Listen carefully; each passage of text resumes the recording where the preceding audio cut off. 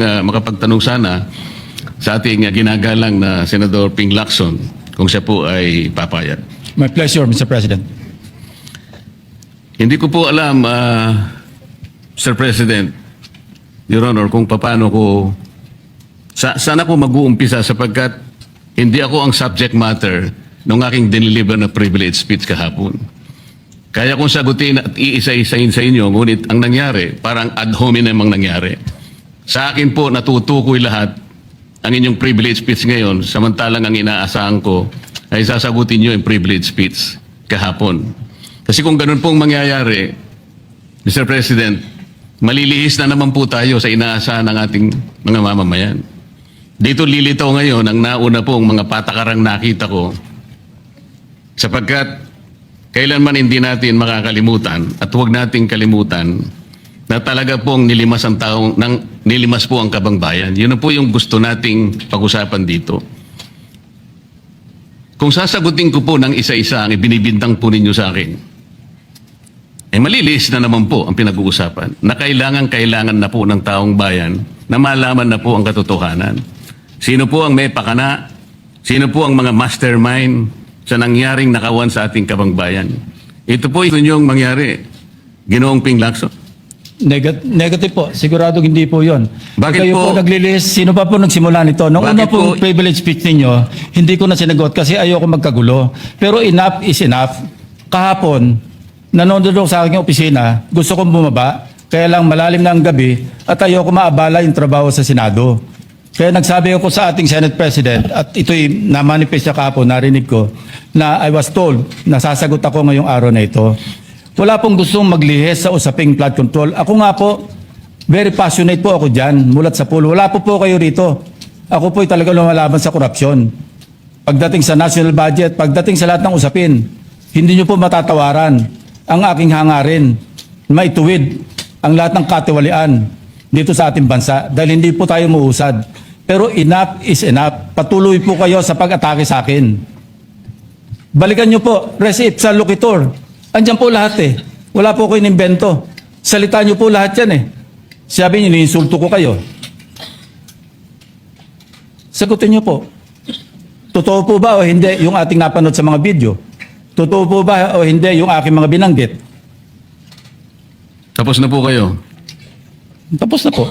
Kasi po ganito I suggest that the two gentlemen address the chair instead of addressing each other. Sorry, Mr. President. Pagpaumanhin po ninyo, Ginoong Pangulo, ngunit nakakalimutan po ng ating Senator Ping Lacson na siya po ang nagumpisa sa ngayon lang. Ako raw po ay defensor ni Vizcaya. Palagi niyang ipinipilit yun. Hindi niya makalimutan ang sinabi ko na nung ako po ay nasa Blue Ribbon Committee, tungkulin ko po kasi na ipaglaban ang sino man, witness man siya, resource person, siya po ang kauna-unahan na nag-apply ng Witness Protection Program. Sa aking palagay po, nung panahon na yon, ay kakailanganin namin siya sapagkat mga pangalang malalaki ang dapat na makuha natin. Hindi naman siya, ang ibig ko sabihin, si Vizcaya po ang mismong nagbigay po ng kanyang kagustuhan. Nung una po, Mr. President, ayaw ko nga maniwala sa kanya. Kaya sinabi ko sa kanya, gumawa ka ng sulat, kahit sulat kamay, para sa ganun, walang masabi ang iba na parang ako pang nag-initiate sa'yo dahil hindi kita kakilala. Kailangan malaman muna natin kung ano ang laman ng iyong testimony. At kailangan ma-determine natin kung talagang meron kang may kukontribute na mga pangalan. Kasi importante na lumitaw ang mga pangalan ng mga taong talagang utak ng pagnanakaw nito. Yun po ang pinag-umpisahan nun eh. Dahil mabigat ang kanyang gagawin, Mr. President, nakita ko sa kanyang kagustuhan na siya sumailalim sa Witness Protection Program. Kinilala ko naman yun, Mr. President. Malalagay nga sa alanganin ng buhay niya. Yun po naman yung nakalagay sa batas eh. Bakit ngayon akusahan ako na ako pa ang nagdidepensa sa kanya? Nandun naman po sa batas eh. Kaya nga po nang ipilit po ng ating DOJ Secretary na pinipilit niyang magkaroon ng restitution, sinabi ko huwag mong gagawin yan. Wala naman sa batas yan eh. Ipipilit ninyo sa pamagitan ng memorandum ninyo na kahit wala sa batas para siya maging katanggap-tanggap na witness protection program witness, ay gagawin yung mag-restitute siya. Wala po sa batas yun, Mr. President.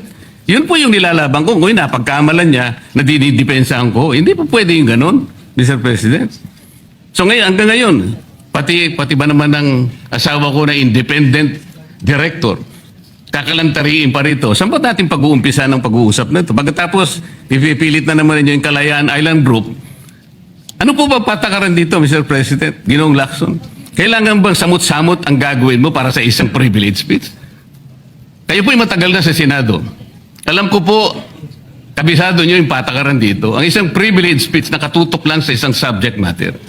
Pero ang gagawin po ninyong samot-samot ito, at pagkatapos ay mag-uumpisa kayo na parabang ang nilalaman ng privilege speech ninyo puro ad hominem. Wala po tayong matatapos dito. Ang hangarin po natin dito ay yung subject matter na pinipilit natin sapagat ito po ang inihintay ng taong bayan. Kung sasagutin ko po ng isa-isa at ang iba po'y sinagot ko na, ay lalayo po tayo. Ang akin pong tinatanong sa aking privilege speech kahapon ay bakit parang hindi ninyo pinagbigyan ng ibang mga tao na napakarami nilang dapat sabihin para sa ganun malaman natin ang katotohanan. Kayo po ang nagsabi, Senator Lacson, Sir President, napupuntahan natin lahat ng lugar na kung saan ang ebidensya. Hindi po ba kayo po ay nagpahayag noon dito sa plenaryo, Mr. President, Senator Lacson, at sinabi nyo na ang presidente ay name drop ni Yusek Bersamin. Hindi ko man lang po nakita yung kanyang katauhan na ipinatawag nyo dito. Samantalang napakalaki ng dapat niyang ipaliwanag sapagkat kayo po ang nagsabi sa pamamagitan ng pagtitiwala ninyo sa ibinigay na testimony ni Yusek Bernardo na niname drop niya ang presidente.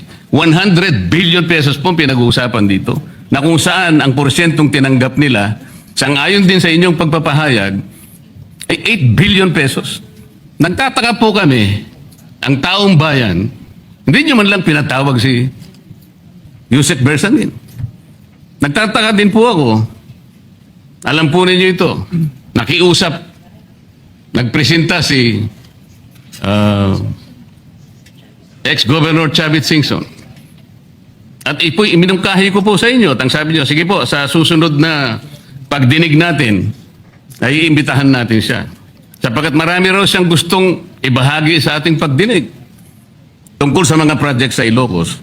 Ngunit hindi po nyo tinawag. Yun po yung pinagtataka. Ito po yung gusto ko sanang sagutin ninyo. Sa akin po wala nang kwenta kahit na ako'y patutsadahan ninyo na ganito ako, ganito kami, ganyan. Hindi na po mahalaga sa akin yun eh. Ang mahalaga po, Mr. President, ang taong bayan ngayon na naghihintay ng kasagutan sa maraming katanungan nila kung magagawa pa natin na buklatin lahat ang dapat buklatin. Kilalanin kung sino dapat kilalanin. Ang gusto ko pa po sana, Mr. President, sana sagutin po ninyo, Senator Lacson. May I respond, Mr. President? May I respond, Mr. President? Yes, please, go ahead. Mr. President, Your Honor, have you read the Parcel Committee report? Ganito po ang nangyari, Mr. No, have you read the President. Parcel Committee report? That is my question, Mr. President. Binasa ko po, ngunit hindi ko po magawan ng paraan kung paano ko po itatrato. Kasi kahit na po ganun ang nangyari, tiningnan ko po eh. Kaya lang, sabi ko sa mga staff ko, nung mag-meeting kami, bakit ka ako wala man lang pirma ito? Ito po'y taliwas po sa inyong ipinahayag kahapon. Sinabi nyo rito, If I may be natanggap allowed, ko. Mr. President. Patapusin niyo muna ako para may paliwanag po kung bakit hindi man lang ako sumagot sa inyo dito sa ibinigay niyong material na ito. Kasi sinabi po ninyo, for one, I have it on record that his office already received a copy of the BRC Parcel Committee report as early as February 11, both hard and soft copies, but he has not signed it, even with I dissent remark. It follows that as chairman, I was first to sign before routing the same contrary to his claim that I did not. Kahapon lang po namin nakita ito, Mr. President. Pero hawak ko po dito yung pinrint naming kopya na nakuha lang namin sa isang link sa PDF document. Kami lang po nagprint nun. Wala pong pirma. Mr. President, we assume that it came from the office of Senator Lacson or probably from the Blue Ribbon Committee. I would not assume otherwise. So sabi ko, kung walang pirma ito, wala man lang covering letter, ano bang gagawin namin dito? Gagawin ba nating banderitas ito? Ganun po ba yung pagbibigay ng isang importanteng dokumento? Kung inaakala po yung importante ito, bakit wala naman pong pirma man lang? Sa akin So palagay, hindi po ganun ang pagtrato sa amin bilang miyembro ng Blue Ribbon Committee. Dapat man lang sana, kahit na inisya nyo lang po at meron siguro kayong instruction doon, anong gagawin namin dito? Now, before Senator Lacson responds, will you answer the question? Did you read it or not? That was the question. Yes, Mr. President. You read it. Okay, Senator Lacson, go ahead. Yes, Mr. President. I mentioned it in my privilege speech. Binigyan po natin ng tigitigis ang kopya na may watermark ng kanilang opisina. Una, nagkaroon po tayo ng isang masamang experience na nag-leak yung nauna ng ni-route na committee report. So naisip namin, para matunto natin kung saan opisina manggagaling ang leak, bigyan natin ng tigitigis ang kopya. Hindi po talaga pipirma nyo kasi advance copy po yun eh. Nasabihan po namin ang kanilang mga staff na kapag ready na sila na pumirma at nabasa na nila, hudyatan nila kami, ipapadala namin yung physical or yung hard copy. Nandun po yung signature page, nakapirma po ako doon. Hindi ko po pwede ikalat yun nang wala akong pirma kasi ako yung chairman. Hindi niyo po narinig yung aking paliwanag sa aking privilege speech na talagang walang pirma yung aming ikinalat sa bawat miyembro. Dahil yon para lang mapabilis kasi 400 pages po. Alam ko magtatagal mabasa. So para simultaneously, isipin niyo po Mr. President, kung isang kopya lamang yon na aking igagala sa 17 o 20 miyembro ng Blue Ribbon Committee, isang taon po baka hindi pa tapos mabasa. So gumawa kami ng nag-devise po kami ng isang pamamaraan para simultaneously, sabay-sabay nila mabasa with the advice to their staff na kapag nabasa na at ready ng pumirma, sabihan kami, dadali namin yung kopya na mayroong signature page at sa kanila pipirmahan. Katunayan kahapon po si Senator Bam Aquino. Binigyan namin sa kanya yung may signature page at pumirma siya. Hindi po matatapos kung yung 467 yata na pages, iisa-isahin namin iikot. Mahirap po. Gumawa na nga kami ng paraan para matakil na sa floor, ma-defend ko, at makamove forward tayo na tulad ng binanggit ko sa aking privilege speech, simula na tayo uli ng mga panibagong pagdinig. Ngayon, sinabi po ni Senator Marcoleta na bakit hindi inimbitahan si Undersecretary Bersamin. Kaya ko po tinanong, kung nabasa niya na yung report, kung meron po siya may pakita sa akin doon sa committee report o doon sa TSN, doon sa minutes ng pagdinig na nabanggit ang pangalan ni Undersecretary Bersamin. Bukas na bukas din po, o bigyan natin 3-day notice rule. Tatawag po ako ng pagdinig, ipapatawag natin si Undersecretary Bersamin. Ang binabanggit niya po yung aking interpellation sa DBCC, na kung saan si Undersecretary Bernardo gumawa ng personal na sulat kay Pangulong Bongbong Marcos. At sinasabi niya doon na ito yung mga personalidad na alam niya, na naalala niya na mayroong allocable at kung ano-ano pa. Wala po sa Blue Ribbon Committee minutes yun. Sa labas po yan sa plenaryo, sa DBCC, sa National Budget Deliberation. So kung may papakita po sa akin ng ating kasamahan, Senator Marcoleta, na mayroong isang mention sa affidavit o sa salaysay ni Undersecretary Bernardo na binanggit si Undersecretary Bersamin, di tumawag po tayo ng pagdinig at mag-motion siya na ipatawag kung sino man ang gusto niya ipatawag. Ngayon, si Governor Chavit Singson, wala naman pong paliwanag. Ano po yung ite-testify? Konektado po ba sa issue at hand, which is the flood control projects? Kung konektado po, sana sumulat po siya sa chairman at sinabi niya, ito yung lalamanin ng ite-testify o ito yung naka-attach yung draft affidavit ni Governor Chavit Singson. Sino naman ako para tumanggi na ipatawag kung sino man yung resource person? Nagpadala nga siya ng surprise witness, siya lang nakakaalam eh. Hindi ko po inawat eh.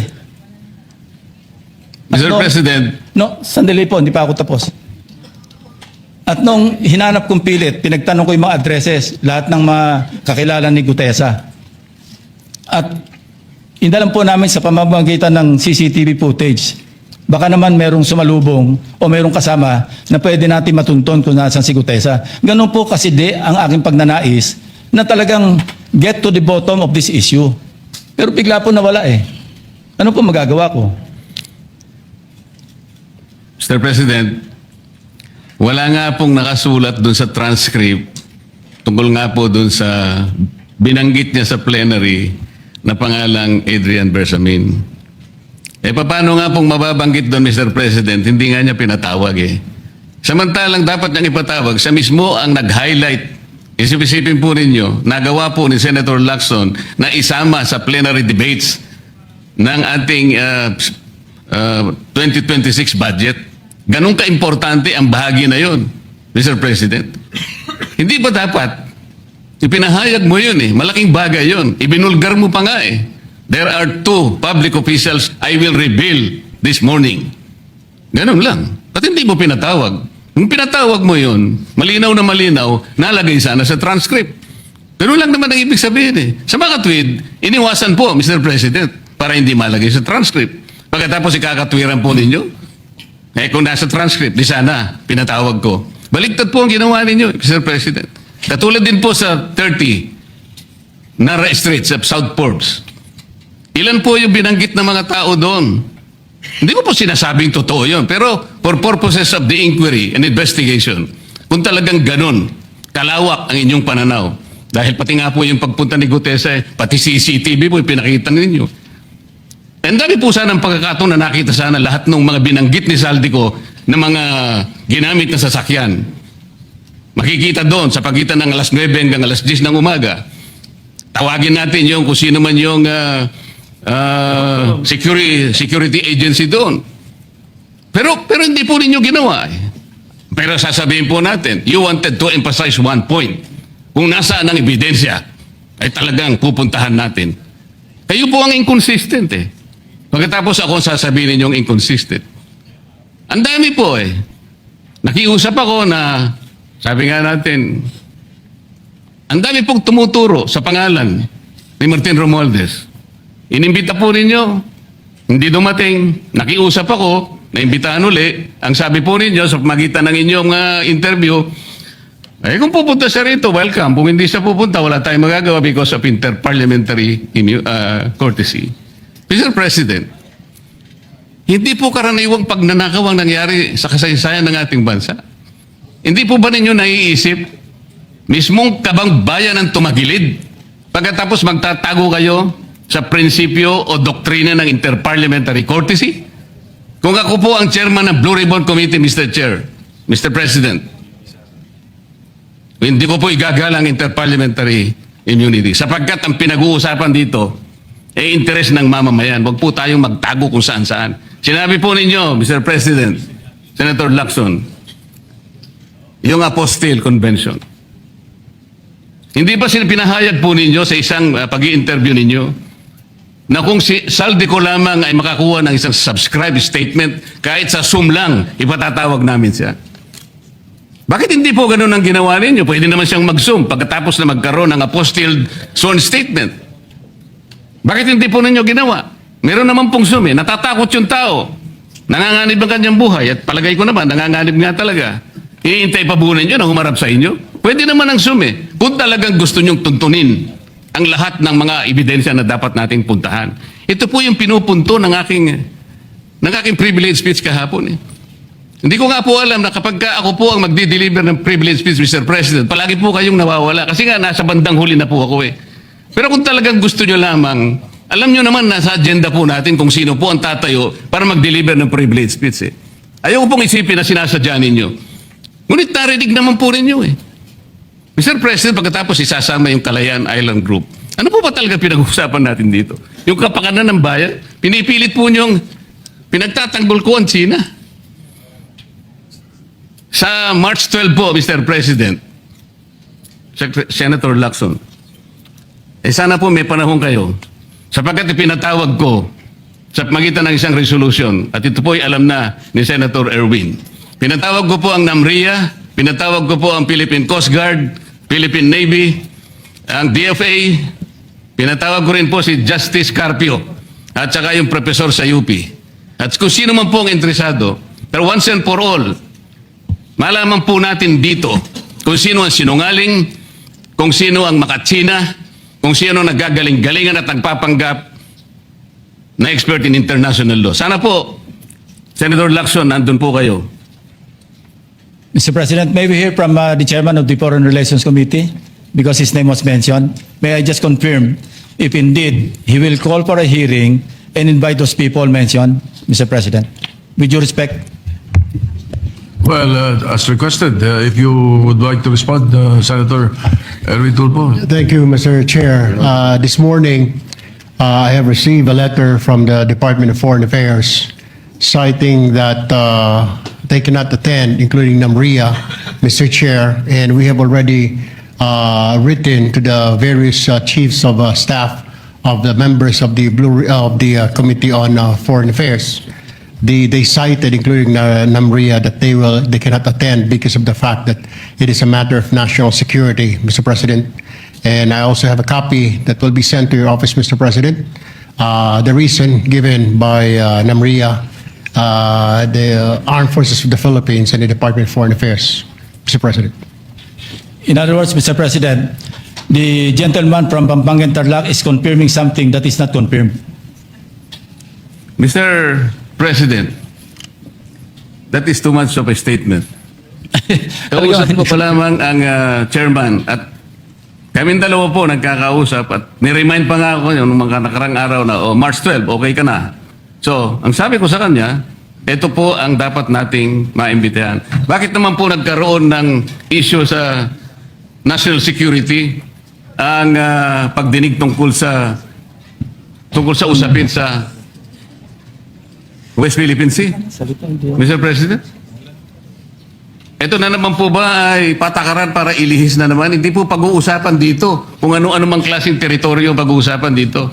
Ang pag-uusapan lang natin ay yung masigalot na pinalalaki nila at hindi nila maintindihan na walang kamatayang West Philippine Sea.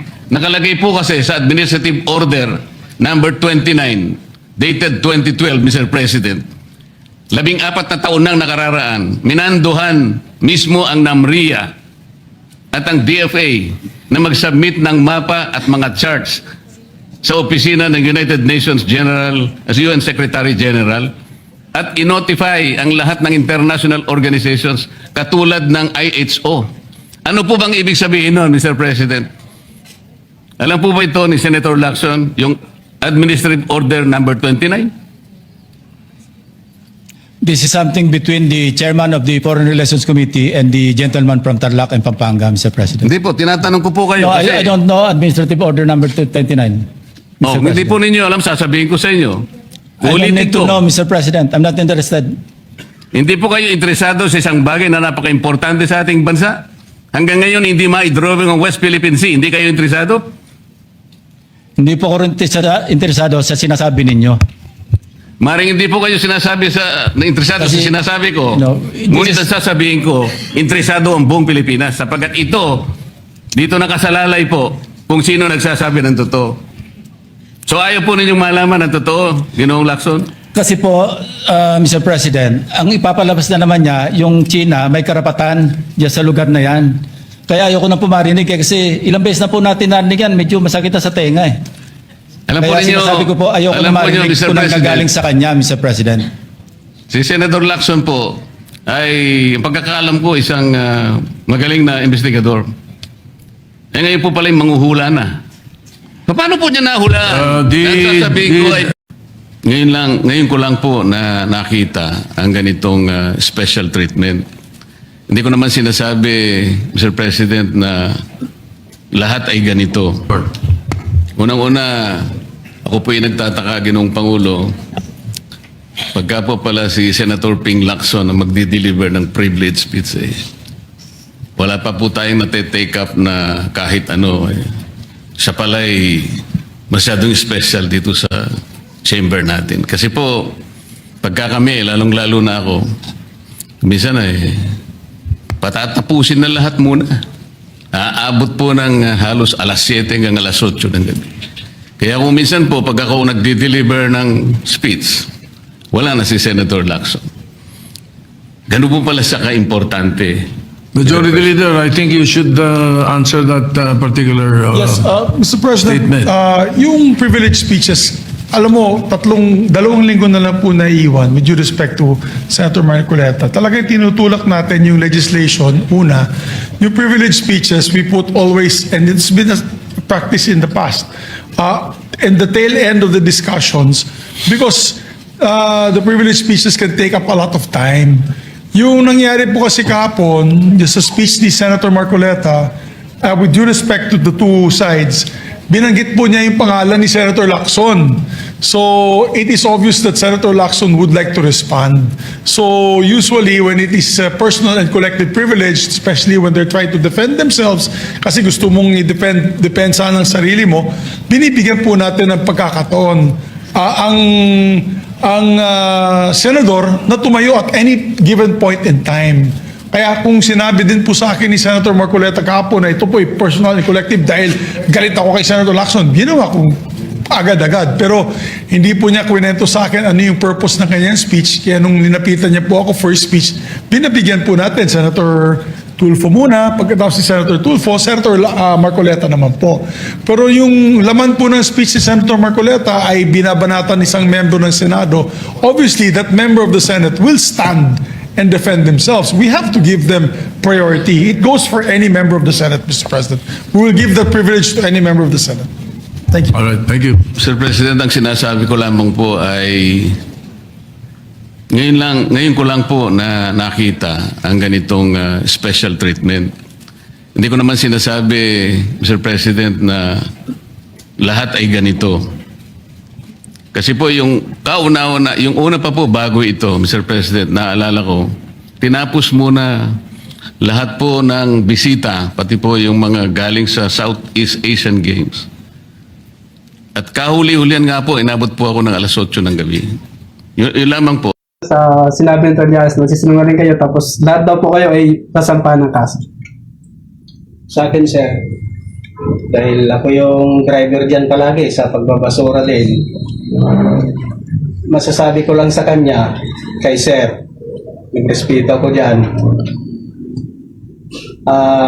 Kahit nakapikit ako, sir, alam ko yung bahay niya, dyan sa Antipulo. At huling nag-deliver ako dyan, kasama ko si Mark Tiksay noong 2025 na. May huli ka akong dyan, dineliver sa bahay niya. At lahat ng mga akusasyon sa kanya ay totoo. Totoo lahat yun, sir. Huwag siyang magsinungaling sa amin dahil kitang-kita namin lahat. To be clear, sir, sino yung pinadeliveran natin sa Antipolo? Si, sir, Antonio Trillanes, former. Sir, pwede malaman kung magkano? Yun, sir, yung portable coupon, envelope. Siguro, sir, naglalaman ng 10M yun. Mga ilang beses yun, sir? Sa ako, sir, isang beses akong nag-deliver doon, yung last. Tapos yung mga kasama ko, nag-deliver din sa kanya.